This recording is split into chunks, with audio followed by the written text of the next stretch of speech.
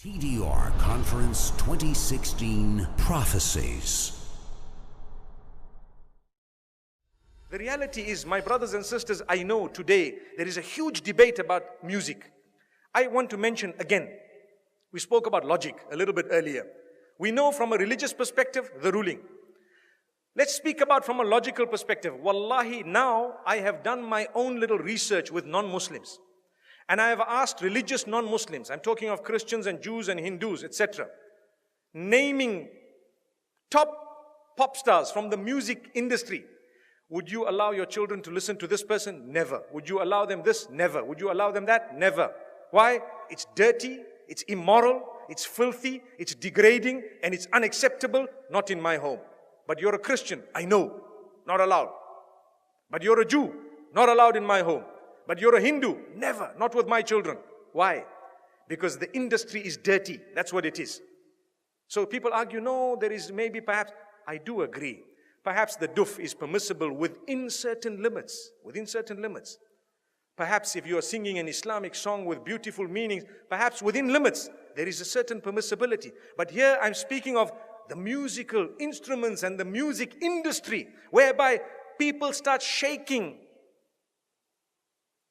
I don't even know what.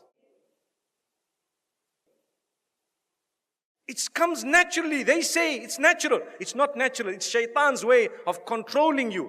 You listen to the beat continues. You start tapping your finger, you start moving your head. A little while later, you start moving the top of your body, and a little while later, you start moving the bottom of it. May Allah subhanahu wa ta'ala forgive us. And the words have become so dirty, my brothers and sisters, that it is a sign of the hour. And people say, nothing wrong. My brother, you have a beard that reaches the ground and you're still bopping. Astaghfirullah. May Allah forgive you and forgive all of us. You cannot do that. We need to be careful. I want to teach you something very, very beautiful. Why don't you replace that with the Quran? Melodious recitation. Listen to Ra'ad al-Kurdi. Listen to anyone else that you would perhaps like, Sa'ad al-Ghamidi. Beautiful recitals of your choice. Abdul Basit, Abdul Samad, whoever else you like. There will be so many people. Replace it. It's beautiful. It's soothing. Go onto YouTube and check how the non-Muslims reacted to a survey or a little test, an experiment that was done where they were told to listen to this Quran without knowing it's the Quran and comment about it. Wallahi, now in Europe, the test was done recently and a lot of them say, it's so calm, it's so cool, it's so soothing. I feel spiritual. Go and listen to the answers. It's there live for everyone to see.